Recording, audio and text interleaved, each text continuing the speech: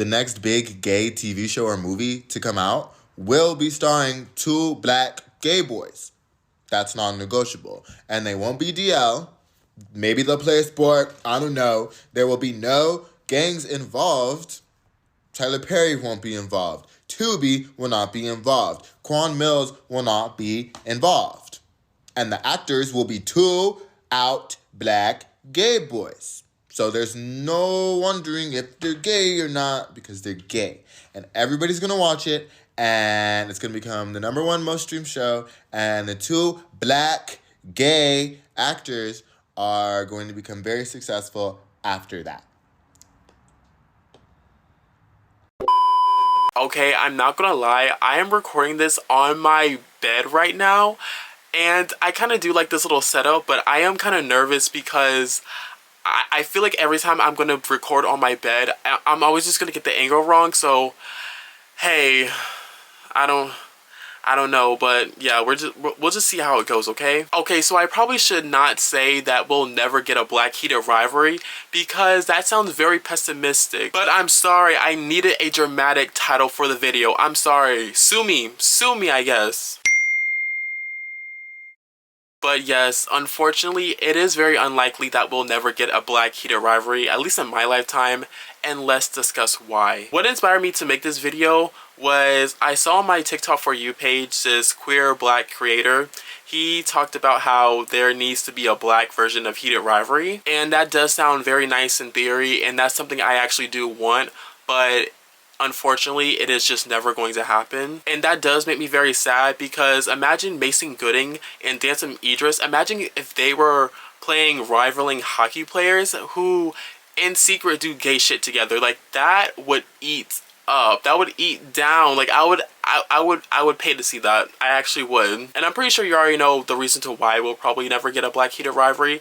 It all boils down to racism. So in this video, we'll be discussing the media's harmful racial stereotypes towards black people and black men for a literal decade, the infantilization of white men and East Asian men, and how it ties into parasociality, and even a little bit of adultification of young black people, especially young black men, regarding this conversation. And I do want to make a couple things clear.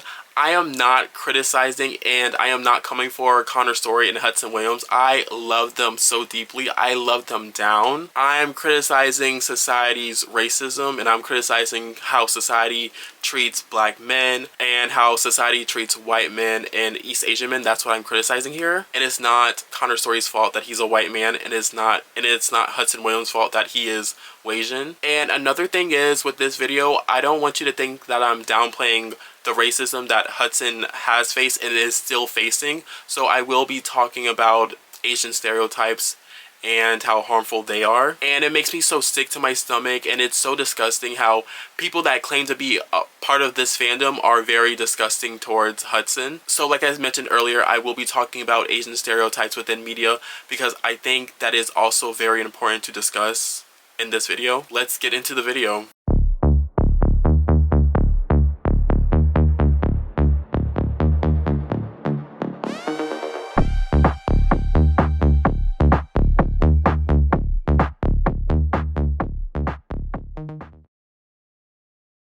I'm pretty sure if you clicked on this video, you already know what Heated Rivalry is, but in case you are Patrick Star and have been living under a rock, let's talk about Heated Rivalry. Heated Rivalry is a Crave original show based in Canada, revolving around 2 rival hockey players who engage in a secret, near-decade-long sexual relationship that transforms into a beautiful romantic relationship. It is a very coming-of-age show that deals with themes such as queerness, acceptance, and self-discovery. The series is written and directed by Jacob Tierney, and he was inspired to create the show after reading the book the show is based off of. The show is based on the Game Changer series, written by Rachel Reed. The second book is based on the first season of the show, and season 2 will be based on The Long Game, which is the 6th book in the series. The main characters, Shane Hollander and Ilya Rozanov, are portrayed by Hudson Williams and Connor Story. Because of the widespread attention after the drop of the first 2 episodes on November 28th, 2025, the careers of Hudson and Connor changed dramatically, shifting them from unknown inspiring actors to mainstream superstars. As I'm recording this video, they have already presented at the Golden Globes together, they carried the torch for the Winter Games at the Olympics, they're on the cover of magazines, they are brand ambassadors, they've attended fashion shows, Connor hosted SNL, and Hudson made a special guest star appearance. Hudson has been invited to the Oscars. They're booked and busy for other projects. They're just doing the damn thing, and I'm just immensely proud of them. And as I'm recording this, Jacob is currently writing for season 2, and they're scheduled to start filming in August. There are already so many videos discussing why Heated Rivalry is such a success, like the impeccable storytelling, Jacob staying true to the source material, Hudson and Connor's incredible acting and their amazing chemistry. But this video is not about that. We've already had so many videos about that, and I wanna do another video. I wanna talk about another thing, right? Yeah. But just know that I love Connor and Hudson so much, and I am just so incredibly thankful for Jacob for not signing with the major network and sticking true to the story that he wanted to create and sticking true to the source material. I will just forever be grateful for him and the whole team. Every single person involved with the making of this project, I'm so incredibly grateful, because literally when I say I'm still at the cottage, I mean I'm still at the mother freaking cottage. Like I need to be released. Like, release me. Like, free me from the shackles. It's actually insane how much this show has consumed my entire life. I am beyond excited for the next season, for season 2. And I have read The Long Game, so I know what to expect. But I'm so interested in seeing Jacob's vision for the next season, and I'm so interested to see what he keeps in, what he takes out, and what he changes. So I'm very excited. Like, April is a long road ahead, but I'm gonna try to distract myself with other shows, and I will be reheating my rivalry. And trust and believe, my books are over there. I will be like rereading Anna's Hating, and yeah, you bet. And also, if you know The Long Game, you know it's more angsty. So, and I'm just so excited to see Hudson and Connor just act down. Like, you know what scenes I'm talking about. You already know. If you're a long game girly like me, you already know what scenes I'm talking about. But yeah, I'm excited for season 2. For as long as Black people have been portrayed in media and television, we have been subjected to racist stereotypes. But things started to shift in the 80s and 90s with shows like The Cosby Show, The Fresh Prince of Bel-Air, which displayed middle and upper class, well-educated, healthy functioning African-American families. Lori Harwood wrote an article for the University of Arizona called The Evolution of Black Representation on Television. Harwood interviewed scholar Stephanie Troutman Robbins, who's head of Department of Gender and Women's Studies at the University of Arizona. An excerpt reads, "Early television really reflected a very narrow representation of non-white characters, and a lot of the earlier characters were caricatures and racist depictions in many ways. And then as time goes on, we start to see more Black folks, and we start to see them move from peripheral or secondary characters into primary focus. But for a while in television, you had extremes. You had the Black criminal stereotype and all the negative tropes associated with Blackness on one hand, and then you had good, assimilating, respectable Black characters on the other. In the 80s, The Cosby Show depicted a Black affluent family who were different from the way that Blacks were mostly portrayed in mainstream TV at the time. But in the show, issues were not dealt with in a very racially specific way.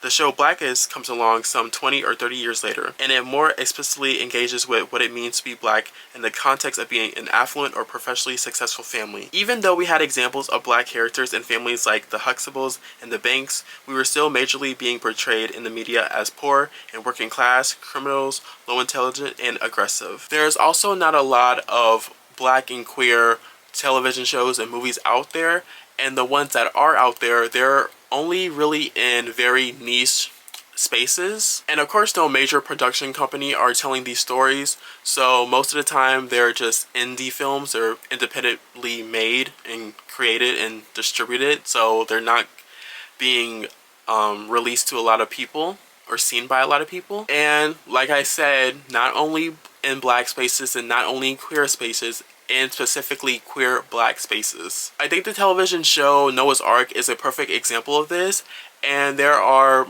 other indie films that are Black and queer on streaming services like Tubi, which is free. The most known Black queer movie is the Oscar-winning film Moonlight, which is a phenomenal film, but it is so sad. I feel like it'll be a while until we see a movie that is full of black queer joy, where the characters don't have to deal with homophobic parents or being kicked out, or no one has to die at the end.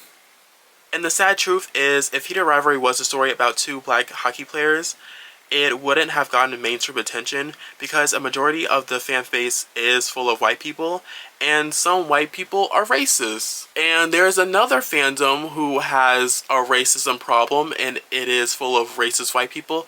Cough, cough, 911. I'm looking at y'all. I'm looking at the 911 fandom. Cough, cough. But maybe that's another video for another day. If there was a black Heated Rivalry, it probably would have gotten at least a niche following, and the majority of the viewers would be black, of course, and I would be the #1 viewer, of course. Like I said, Mason Gooding and Damson Idris, like, I'm gonna need y'all to make something shake. And I do think black Heated Rivalry, it would have done numbers on black Twitter, or it would do numbers on black Twitter. At least I think so. But racist white gays just would not watch a queer love story of two black men falling in love, unfortunately. And I do quickly want to talk about adultification, because I do think it is similar to this discussion in this conversation. According to Wikipedia, in psychology and sociology, it is a form of treatment of some children by adults as being mature than they actually are. In the United States, it is often used to refer to a form of racial bias, whereby black American children are assumed to be more culpable and punished more harshly than white children for the same offenses. Textbook definition of adultification relates to the criminal justice system, systematic racism, oppression, and police brutality, but relating this to a parasocial celebrity culture sort of lens, someone could look at Connor's story and think that he is a sweet baby angel, which he is, let's be honest, but then the same person could look at someone like Damson Idris, someone who is who is a dark-skinned man, and think negative things about him just because of his skin color. And this is all relating to racial stereotypes, and we're going to talk even more about that with white men and East Asian men. Do y'all remember when baby girl was the internet's favorite word in the year of 2024? Well, if you're as chronically online as I am, you sure do remember that time. The term has actually been around in this context in online spaces such as Twitter and Tumblr ever since 2021 to 2023, but according to this article written for The Guardian, baby girl went mainstream in early 2024 when singer Renee Rapp referred to Jacob Elordi as being so baby girl in a promotional video for his upcoming appearance for hosting Saturday Night Live, which he did on January 20th, 2024. And I would post a clip of the interaction, but I don't want the NBC people to come for me and my video. I don't want that. I'll probably just put it in the description below so you can see for yourself. According to dictionary.com, baby girl is a slang phrase that refers to an attractive man. It is used to refer to both fictional characters and male celebrities. Any attractive man can be considered baby girl, but it is more likely to be used if the man is considered cute, sensitive, or vulnerable. According to Huda and Jenna, the Today Show duo, the criteria for a man to be defined as baby girl are being over 25 years old, cutesy in a slightly submissive way, has a bad boy side but isn't intimidating, and soft and secure in his masculinity. Some examples of male celebrities who have been called baby girl include Jacob Elordi, like I mentioned, Pedro Pascal, Paul Mescal, and Jeremy Strong. Plenty of K-pop idols also received the baby girl treatment. The first idol that comes to my mind when I think of baby girl is Mingyu from 17, because there are so many moments where he can be so hot and attractive and just that guy, but there's also so many moments where he's just really good at being cute. It's so hard to like describe it, almost. An article written by Today also explains the term and listed some more examples of who would be considered baby girl. Who is a quote-unquote baby girl? Across various forms of social media, notable baby girls include Pedro Pascal, Keanu Reeves, Jacob Elordi, Bryan Cranston, Harry Styles, Kendall Roy from Succession, Paul Mescal, and numerous K-pop stars. But have you noticed something? Have you noticed something? I'll give you a second. Every time we see a list of men who are considered baby girl, yeah, there is not a single black man on any of these lists. Not a single one. What's up with that? According to society's stereotypes, black men aren't allowed to be soft, gentle, or in touch with their feminine side. We are always deemed in media and in real life as hypersexual, hypermasculine, violent, aggressive, loud, mean, and a bunch of ghetto criminals. In contrast, regarding racial stereotypes, white and East Asian men are often infantilized, especially in fandoms, especially in the Heated Rivalry fandom, since so many women and girls feel maternal towards Connor and Hudson. And the thing is, with the baby girl trend, it was cute at first, and it can still be like a fun, cute little trend, but like most things, it gets to a point. It gets to a mother freaking point, and then we get into infantilization. And this type of infantilization happens a lot within the K-pop space as well. According to Wikipedia, infantilization is the prolonged treatment of someone as if they're much younger than they really are. I love the way some fans treat Hudson and especially Connor. A great current and real life example of this is how some fans treat Francois Arnaud, who plays Scott Hunter in the show, after there have been dating rumors between Connor and Francois, after being seen at after parties together, and a photo of them having dinner, I believe. People are mad about these rumors because of the apparent age gap between Francois and Connor, as Francois is 40 years old and Connor is 26. And literally this could be a video on its own, but if those two are dating, it is none of our freaking business, because those two are grown-ass men. And Connor's story is literally 26. He is a grown-ass man. His brain is fully developed, and if he wants to date that man, then there's nothing and no one that could stop him, because again, he's a grown-ass man. He's damn near 30. In 40 years, he'll be 30. So it's none of our business if they are dating. So we leave them alone. Leave those people alone. Leave those grown-ass men alone. And at the end of the day, they could just be really good friends, and still, like, whether they're dating or not, none of our business. Like I said, infantilization happens a lot in K-pop fandoms towards East Asian men, and this can be traced back to racial stereotypes Western society places on Asian men, but also there's a connection to how white gays fetishize Asian men and the gay community regarding power dynamics and fulfilling a certain role while having sex, also known as desexualization. You see how there's levels to this shit? Desexualization is the process of depriving someone or something of sexual characteristics, qualities, or to reduce them to a non-sexual state. It involves removing sexual agency or reducing physical or psychological sexual focus in contexts like psychology, workplace interactions, and social perception. Asian men have often been reduced to desexualization in media by stereotypes such as being nerdy, effeminate, socially awkward, weak, and non-attractive in Western male beauty standards. Andrew Kung wrote an article for CNN Style called The Desexualization of the Asian Male. A section reads, "When I think of what it means to be all-American, I imagine a prototypical white male, physically well-built, outgoing, charismatic, liked by everyone. This traditionally masculine person represents the ideal man, reinforced by what we see on TV, in movies, and across the broader mainstream. Asian American men, however, have never fit this mold. Unlike Asian American women who have been long fetishized in the West, we have been desexualized ever since the first Chinese communities immigrated to the US. As a way of minimizing the threat posed by Chinese men, were often portrayed as stealing white American jobs and women. Asians were characterized as passive, effeminate, and weak." I can only assume that Andrew is a straight man because, like Asian women in the hetero landscape, gay Asian men are often fetishized by usually white gays in the gay community. And this is interesting because in the black community, when black people are often fetishized by usually white people, both men and women, and in both the straight community and the gay community, we are often fetishized by and we are often hypersexualized.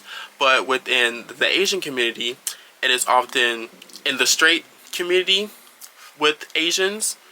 With women, they're often hypersexualized, and then men are desexualized.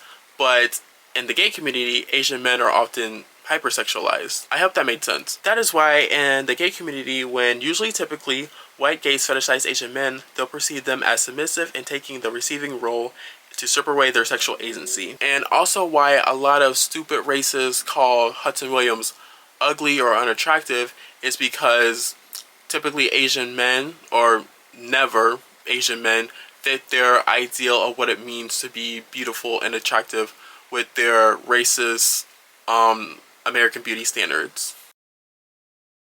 Whoa, okay, now it's time for my final thoughts.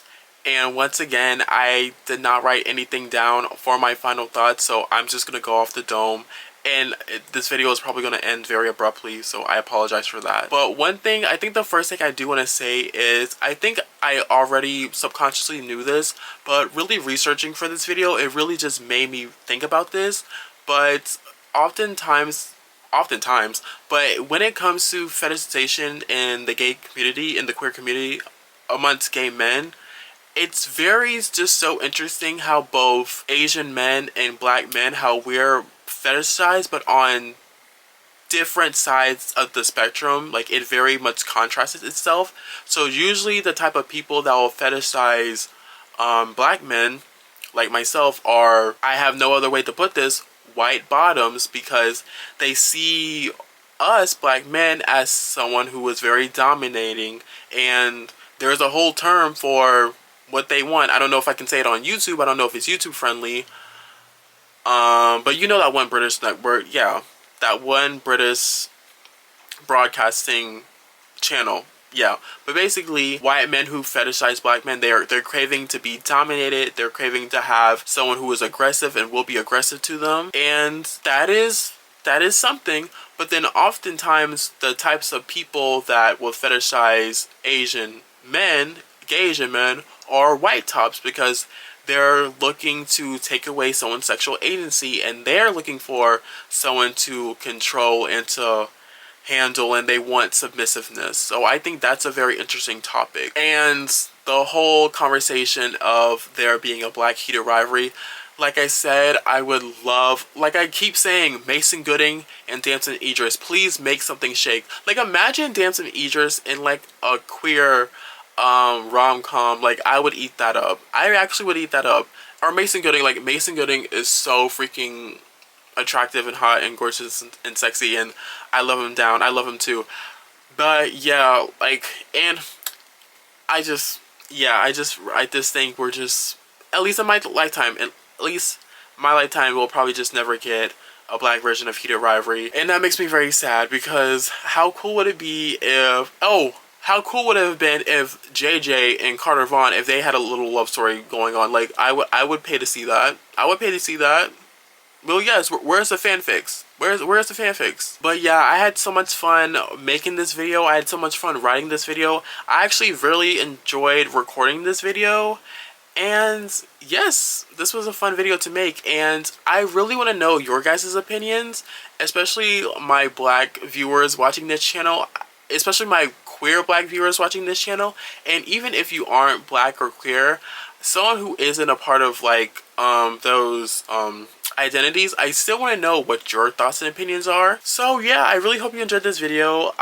Like always, I had so much fun making it. This is probably one of my favorite videos I've ever made. Yeah, I'll see you next time. Peace out.